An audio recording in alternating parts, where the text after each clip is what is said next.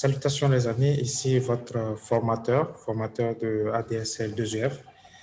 Je me nomme Pinida Adjaba et donc je suis votre tuteur pour le module comment enseigner avec une qualité internationale.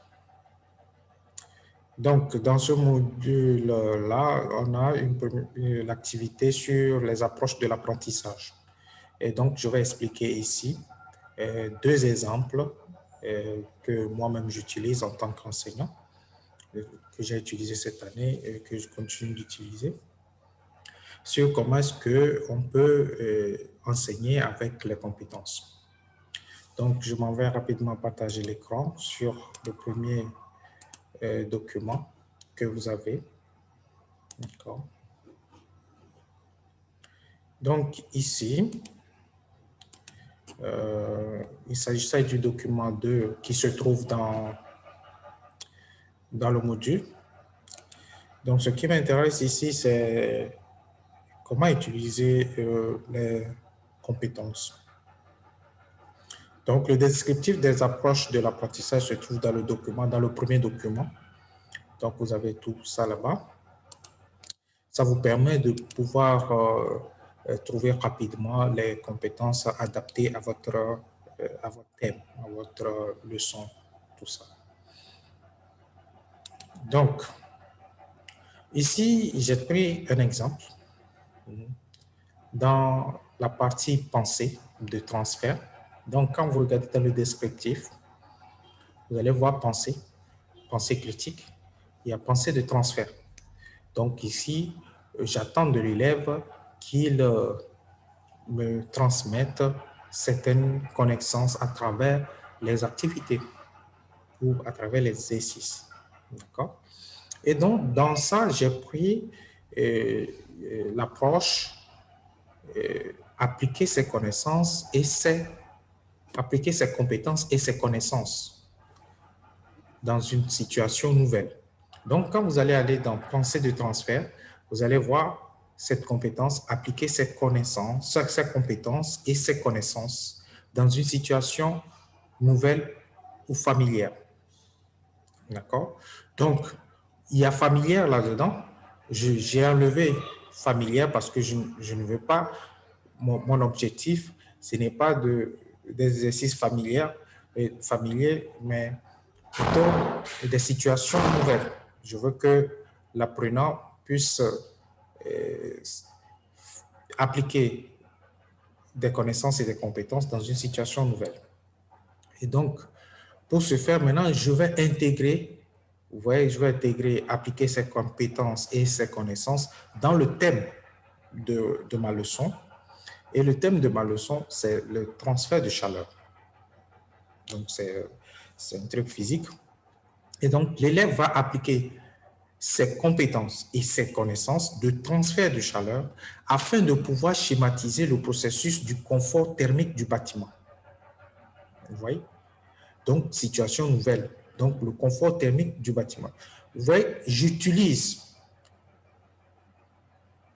la compétence, appliquer ses compétences et ses connaissances en situation nouvelle. Je l'intègre dans le contenu qui est le transfert de chaleur. Et le transfert de chaleur pour faire quoi? Donc, le produit afin de pouvoir schématiser le processus de confort thermique. Donc, quand vous intégrez, vous devez mettre le thème et le produit, c'est que le produit final, quand l'enfant, qu'est-ce qu'il va faire? Qu'est-ce que l'élève va faire?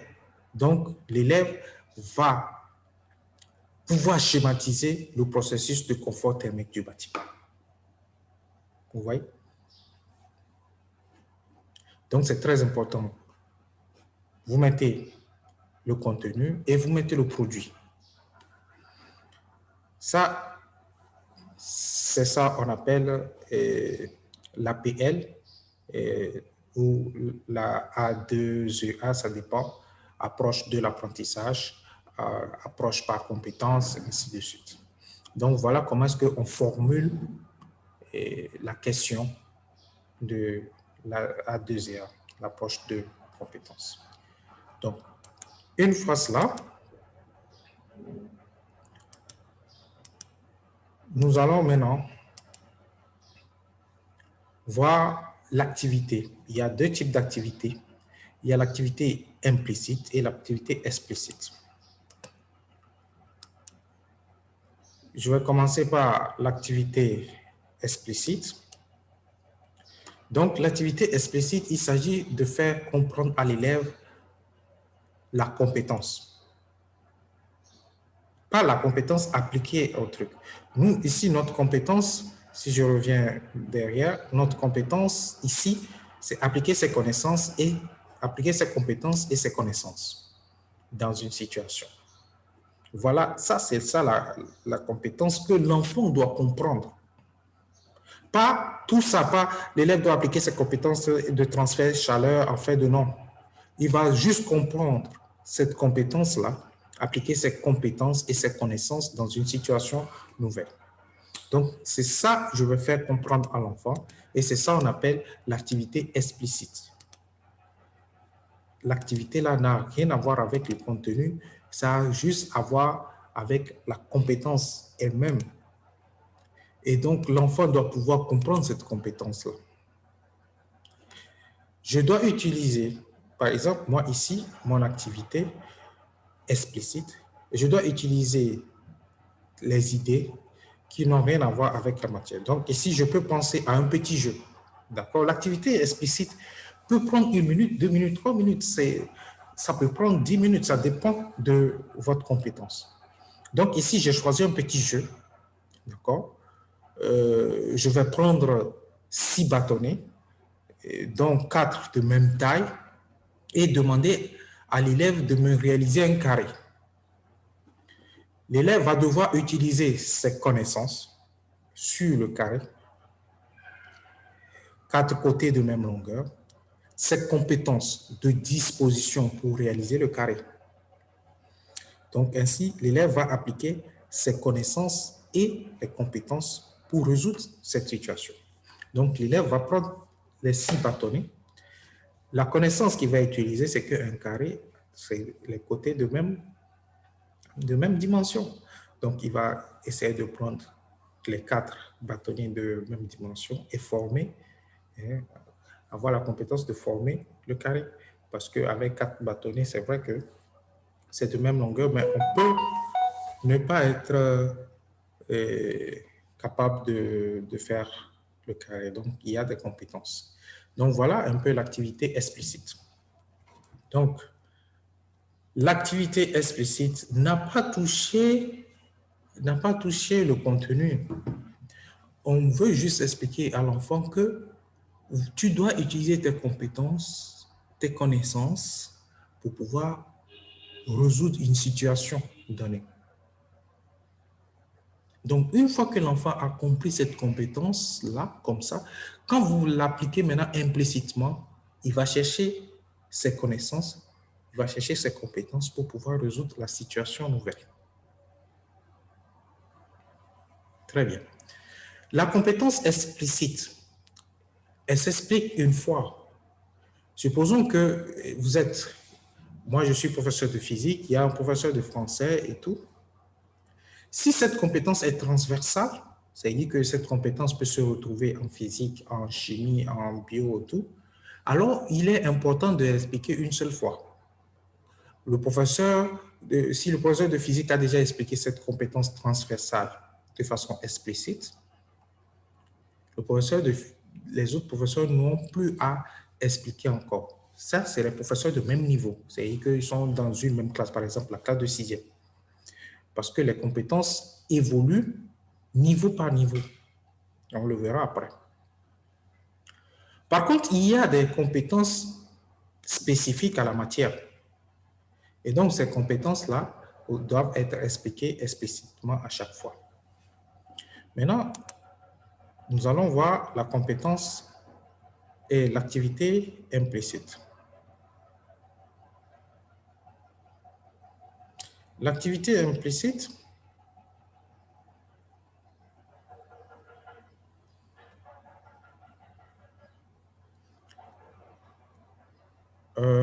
c'est-à-dire Si je prends ça, voilà, on était ici. Donc, l'activité, nous allons utiliser les compétences du descriptif pour adapter à notre situation. Notre appel doit être non seulement bien défini, mais relié correctement à l'objectif d'évaluation spécifique. L'objectif d'évaluation, c'est quoi? L'objectif d'évaluation, c'est après l'exercice, après les activités et tout ce que vous avez. Le devoir que tu vas faire, le devoir d'évaluation que tu vas faire à l'enfant, ce devoir-là va concerner exactement quoi? Ça va concerner des connaissances et la compréhension, la connaissance et la compréhension de l'élève, ou bien ça va concerner des activités pratiques, ou bien ça va concerner de la recherche. Donc, vous devez savoir exactement quel type d'activité vous allez faire avec le thème et le lier correctement à, à l'ATL, à l'APL, ou à l'approche de l'apprentissage. Donc ici, pour notre exemple, un exercice sur le confort thermique sera élaboré de façon à ce que l'élève applique ses compétences et connaissances sur le transfert de chaleur. D'accord? Donc, l'exercice que je vais faire, l'exercice d'évaluation, c'est que l'élève doit utiliser ses connaissances et ses compétences de transfert de chaleur pour pouvoir résoudre cette situation nouvelle-là. Donc, on peut utiliser tout le descriptif ou une partie selon le besoin, surtout le lier à l'objectif d'évaluation. Si le descriptif, dans le descriptif des approches de l'apprentissage, vous voyez qu'il y a des trucs que vous n'allez pas toucher, vous les enlevez. Vous pouvez prendre une partie, vous pouvez prendre toute la phrase. D'accord? Vous pourriez aussi créer vos propres compétences. D'accord? Si vous avez du temps, parce qu'il faut du temps pour créer des compétences. Donc, le descriptif est plus rapide pour un professeur de pouvoir discerner rapidement la catégorie et puis la compétence spécifique. D'accord? C'est plus rapide. Donc ça, c'est l'enseignement implicite. Maintenant, je vais prendre le deuxième exemple. Un deuxième exemple pour que ça soit plus clair, où c'est le troisième document. Voilà. Voilà le troisième document. Eh bien,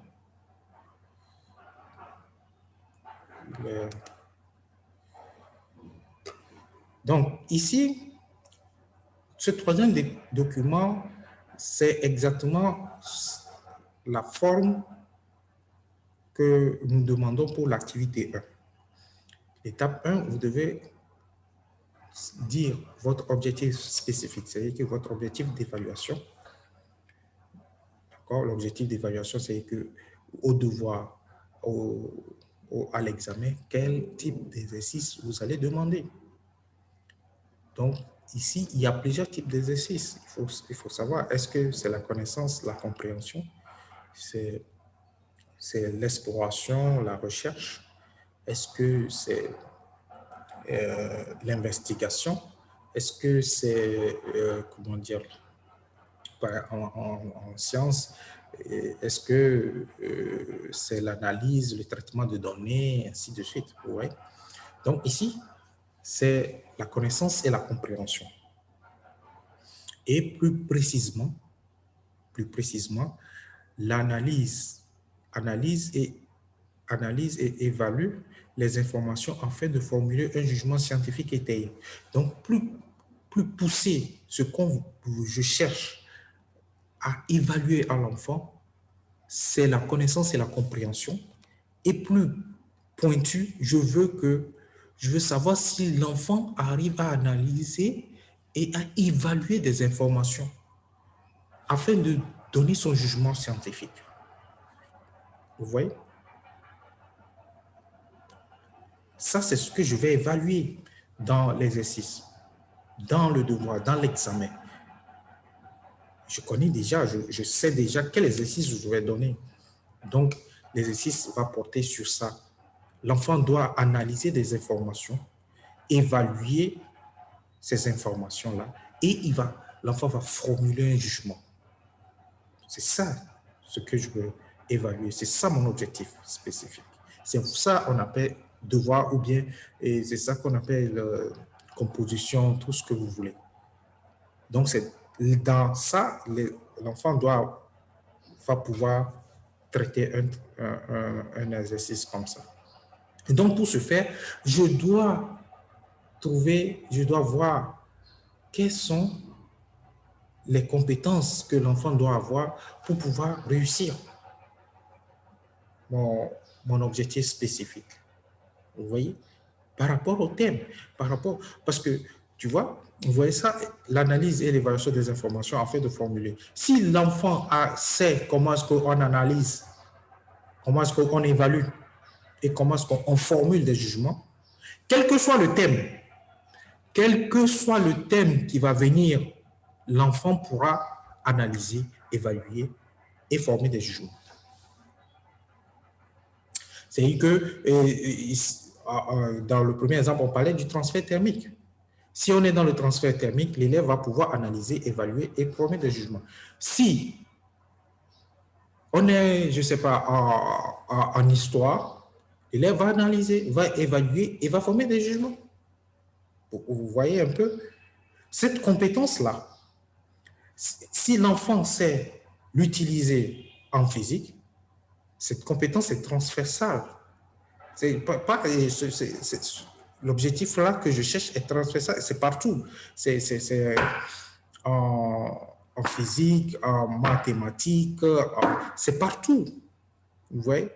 Donc, si l'enfant sait faire ça, l'enfant pourra s'en sortir dans sa vie.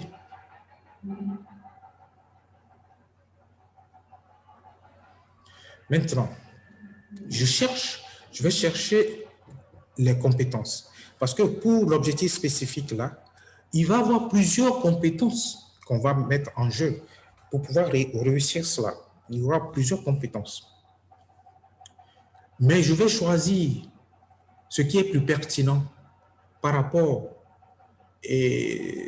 à mes élèves, à ce que j'ai déjà fait antérieurement, à ce que les autres professeurs ont déjà fait, et qu'est-ce qui reste, ce qui est spécifique à ma matière. Donc, par rapport à tout ça, je vais choisir une compétence spécifique que je dois atteindre avec l'objectif spécifique. Vous ne pouvez pas prendre 2 compétences, 3 compétences, non. Parce que vous n'aurez pas le temps de les traiter. C'est vrai, en traitant une compétence, il y a des sous-compétences qui vont rester, qui seront là, mais on ne va pas les mettre en lumière. On va mettre juste en lumière la compétence qu'on a choisie parce qu'on choisit cette compétence pour un but. D'accord?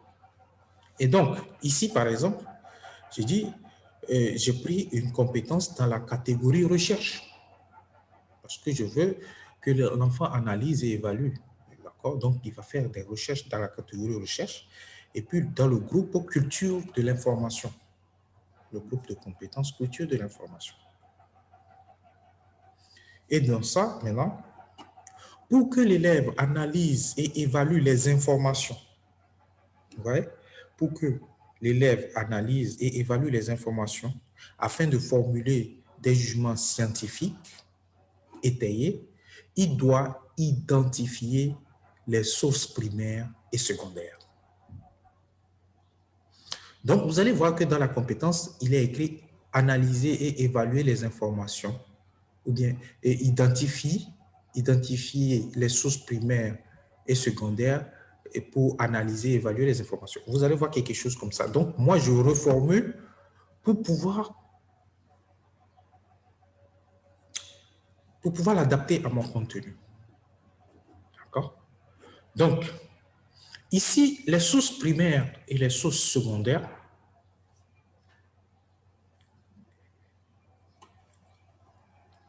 dans mon travail, les sources primaires et sources secondaires, c'est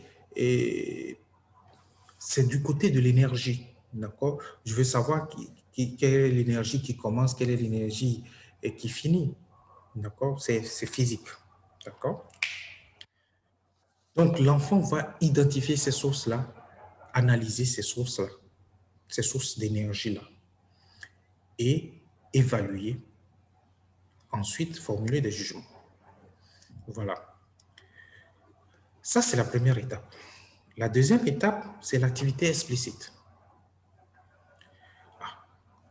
Je prends l'activité explicite, je dis, les élèves vont définir la source primaire, la source secondaire et vont identifier les sources dans la classe et les analyser et les classer en primaire ou en secondaire. Voilà, ici, ça risque de porter confusion parce que je parle de source primaire, source secondaire. Ici, dans l'activité explicite, je ne vais pas parler d'énergie. Je ne vais pas parler d'énergie. Je ne vais pas parler d'énergie, je parle des sources en général.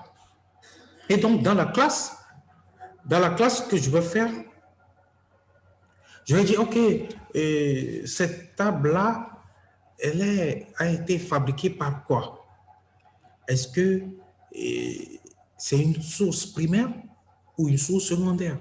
On va dire non, la table provient de l'arbre. OK, donc la table ne peut pas être une source primaire parce qu'elle provient de l'arbre. Donc l'arbre est une source primaire et la table une source secondaire.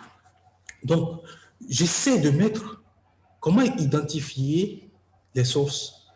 Il faut identifier pour voir est-ce que c'est le début du processus ou c'est dans le processus ou c'est la fin du processus. La table a été fabriquée, excusez-moi, la table a été fabriquée à partir de l'arbre. Donc, il y a un lien. Est-ce que la table a été fabriquée, la table en bois, est-ce que ça a été fabriqué avec du fer? Non. Donc, il n'y a pas de lien avec la table en bois et le fer. Donc, pour qu'il puisse avoir un lien, il faut... Donc, vous voyez, donc je discute avec les élèves pour qu'ils puissent savoir qu'il doit avoir un lien avant qu'on parle de primaire et de secondaire. Ainsi de suite. Donc, voilà l'activité explicite qui explique comment identifier la source. Identifier. Là, je suis en train d'identifier. Donc, on va prendre plusieurs choses. On va prendre, donc dans la classe, rapidement, en 1 minute, 2 minutes, on a fini d'expliquer l'activité explicite. Il y a plusieurs façons. Il y a plusieurs façons de faire. Vous pouvez utiliser la cuisine, vous pouvez utiliser des logiciels, tout ce que vous voulez, juste pour expliquer le truc explicite. Maintenant, l'activité implicite. L'activité implicite, l'élève va identifier dans un des processus de transformation de l'énergie, par exemple les centrales électriques ou les moteurs, les sources d'énergie primaire et secondaire pour schématiser le diagramme de Sankey. Par exemple, je prends le cas du moteur ou bien d'une centrale électrique. Si une centrale électrique, pour avoir l'énergie électrique, on a besoin peut-être de l'énergie au potentiel de l'eau ou un truc comme ça. Donc, on va voir, l'enfant va commencer par identifier les différents, le processus des sources d'énergie pour identifier c'est quoi l'énergie primaire, c'est quoi l'énergie secondaire. Et on va faire quoi? On va faire le produit. Le produit, ici, c'est le diagramme de Sankey. Vous voyez? Donc, il va faire le diagramme de Sankey. Dans le diagramme de Sankey, on voit apparaître tout le début du transformation de l'énergie, les pertes énergétiques et les énergies utiles. Une fois qu'il va faire cela, maintenant, ensuite, à partir de ce diagramme, l'élève va analyser et formuler un jugement scientifique par rapport aux pertes énergétiques, à la production du CO2. Parce que dans ce diagramme va apparaître les pertes d'énergie qui va lui permettre de calculer le rendement, d'accord? Et aussi de voir les pertes du point de vue CO2, que ça va toucher par exemple l'environnement et tout, et voir, émettre un jugement par rapport à l'efficacité de la centrale ou du moteur. Vous voyez? Ça, c'est que des activités. On ne parle pas encore d'exercices, on ne parle pas des exercices, on parle des activités. Voilà. Pas d'exercices, les activités. Et donc, une fois que l'enfant réussit, donc l'enfant va prendre la centrale électrique. Une centrale électrique, on va diversifier dans la salle. Il y a plusieurs centrales électriques et ils vont identifier les sources de transformation. Ils vont identifier, ils vont faire le diagramme de santé et ils vont analyser, ils vont évaluer et formuler des jugements. Voilà l'activité implicite. Donc, je vais m'arrêter là. C'est ces trois trucs qu'on vous demande: la formulation de la compétence, l'activité explicite, l'activité implicite. C'est des activités, pas des exercices. Après, on va voir comment est-ce qu'on va évoluer parce qu'il y a plusieurs choses qui vont suivre. Comment est-ce que la compétence évolue de façon verticale et de façon horizontale. Merci et à la prochaine pour l'évolution des approches verticales et horizontales. Merci.